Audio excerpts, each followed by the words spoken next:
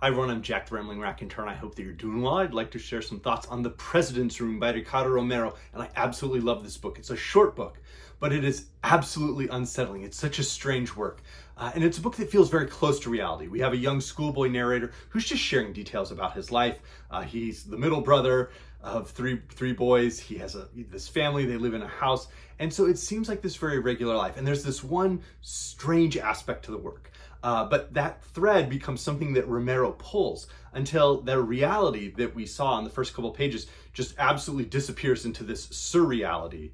I'm not sure if that's a word, but it should be one. This surreality that is absolutely menacing in the way that the best works of Kafka, Samuel Beckett, Harold Pinter with his Comedy of Menace, in the best way that those works just insinuate themselves into readers' minds and leave you with all of these questions at the end. And it really is a wonderful book. So we start out and we have this boy just sharing about his house and his family and his parents and his older brother and his younger brother and the grandfather and grandmother.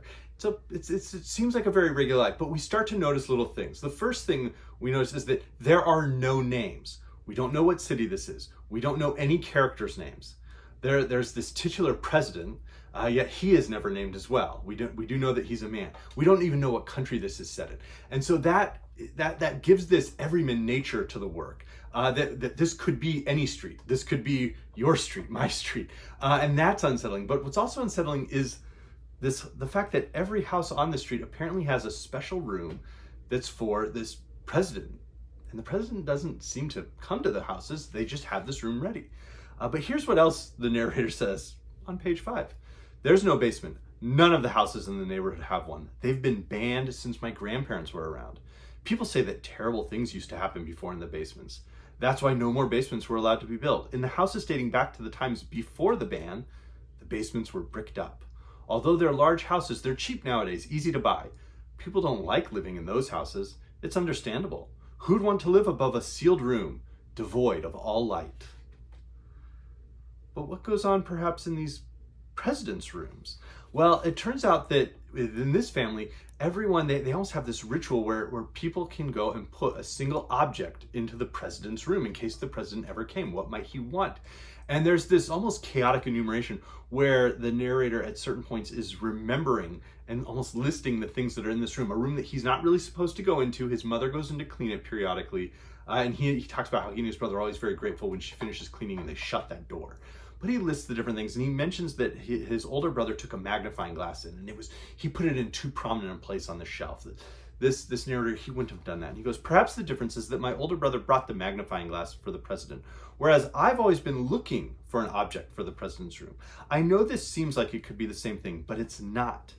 There's an abyss in there that swallows up all the objects I've ever considered. They disappear into that void. But I don't think about it too much because I know that if I did, I'd fall in too.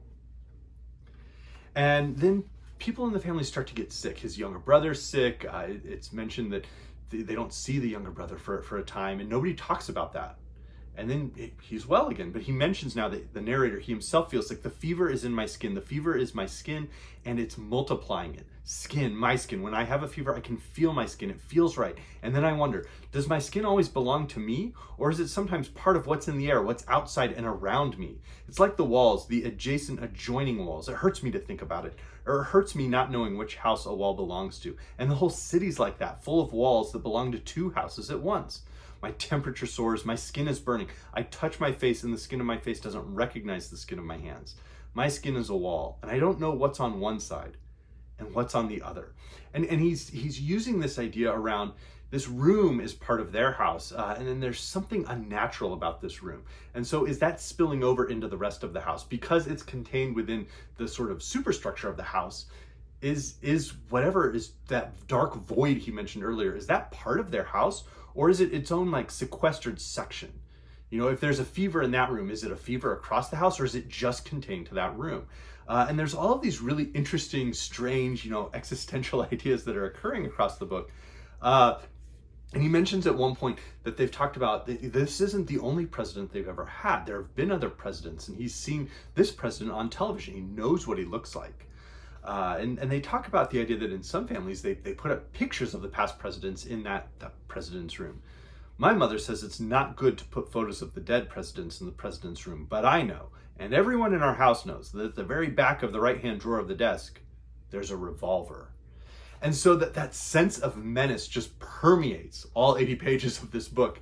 And while it's the length of a short novel or a novella, it's such an effective tone poem of sorts. The thoughts occur in this stream of consciousness that really are just keep circling around this room. When he's outside, he sees the tree in their yard, and he goes, I wonder what that tree looks like from the president's room. And then later on, climbing in the tree, he looks into the president's room and he swears he sees someone. Is it the president? Is it his own father? And there's that strange nature that we find in like ghost stories. And it's very evocative. It becomes this more and more psychologically terrifying and horrifying book as the narration progresses. And so I'm going to pause for a moment to talk about some other works and some ideas around it before I talk about what happens at the end. And so I'll mention, spoiler alert, because I really encourage folks to read this book. Find it at your library. It is worth the 2 hours it will take you to read it. It really is.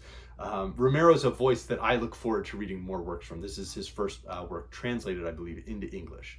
But let's talk about some ideas. So as a work, I mentioned it has this very menacing nature. And it reminded me quite a bit as almost an inversion of the famous story House Taken Over by Romero's countryman, Julio Cortázar. And House Taken Over, I did a video which I'll link in the description box, but House Taken Over very much serves as this effective metaphor for what life could be like under a repressive dictatorship. The way that individuals would just disappear, that they would lose all their property, they would lose their business. And what had once been this normal street, suddenly there would be these gaps in it. People would overnight lose everything. And Cortázar tried to, subtly describe that in this family that eventually is withdrawn from their house into just one room within House Taken Over. Here we have a family that sort of keeps all of the evil and the strangeness in this one room and sort of just accepts that and tries to live their lives around this one strange room in the house. And so it felt like an inversion of what Cortázar was doing, and yet perhaps a work that was exploring the same themes in a very effective way. It also, of course, reminded me of Kafka in some ways of The Castle, where, he's always trying to get to this place that can't be attained.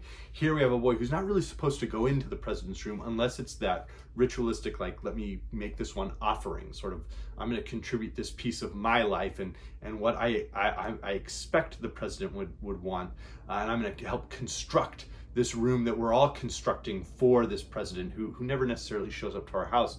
And if he did, how terrifying that would be, because there's a boy at school who the president did show up at his house and things got weird. So that occurs. The way that the narration feels unreliable reminds me of Samuel Beckett and the Trilogy, but also the way that the characters are sort of waiting for the president. They keep constructing this room. Reminds me, of course, of Waiting for Godot. And then with Beckett, the attendant New York trilogy from Paul Auster came to mind. And so there I think are some really interesting ideas around that. And one of the ways I wanted to think about it was not just the way that characters exist within a repressive regime, but the way that characters, with the sense of making offerings within the room, almost could participate within a cult. And this idea that, their lives seem very normal, very typical, and yet there's this one piece that's different. And that one piece ultimately is the one piece that, shatters lives, that keeps everything from ever being able to be, configured in a way that feels typical or normal or free.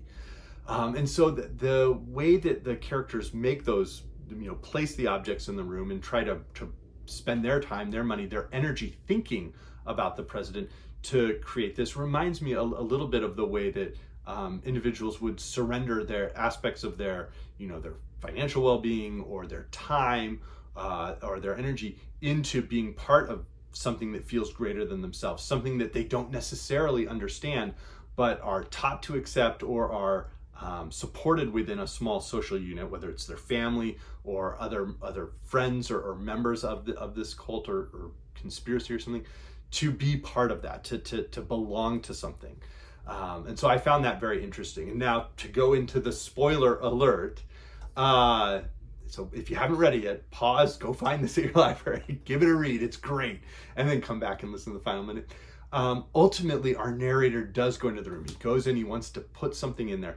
And part of what's interesting is that what he puts in there are dead leaves. And so we have something that was once living is now going into the president's room. And the boy who is living is taking the once living thing into the president's room. And then when he gets in there, he decides to just spend the night. And he goes, I wonder what would happen if I stayed in here. And so he does. And then he just decides to continue staying in there. And his family just treat it as if he's just off somewhere.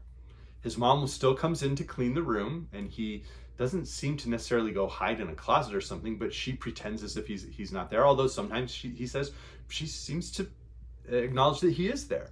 And he's not the president. It's very clear that someone else who is the president has come to the house and visited it, but he's sort of taking on this role of the president.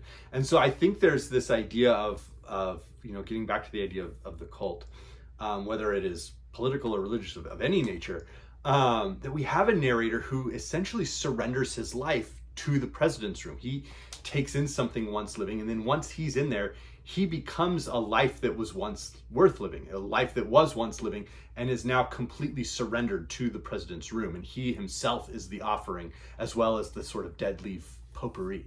And I thought that became sort of the analysis level I wanted to explore. And it reminded me a little bit of the books of Jacob from Olga Tokarczuk, where she's narrating all of these members these characters who are living their lives in small communities and small religious communities in 18th century Europe and the Ottoman Empire, and the way that so many of those characters surrender everything, their whole livelihood. They move towns, they leave their families behind to join this movement that is perhaps not benefiting them and perhaps not benefiting anyone else.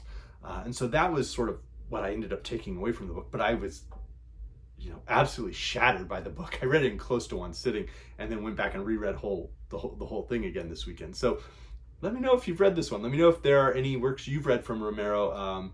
I believe this is only translated into English, and Charlotte Coombe did a great job of conveying whatever was happening in the original Spanish, because this is a masterpiece. So hope everybody's having a good one. Thanks.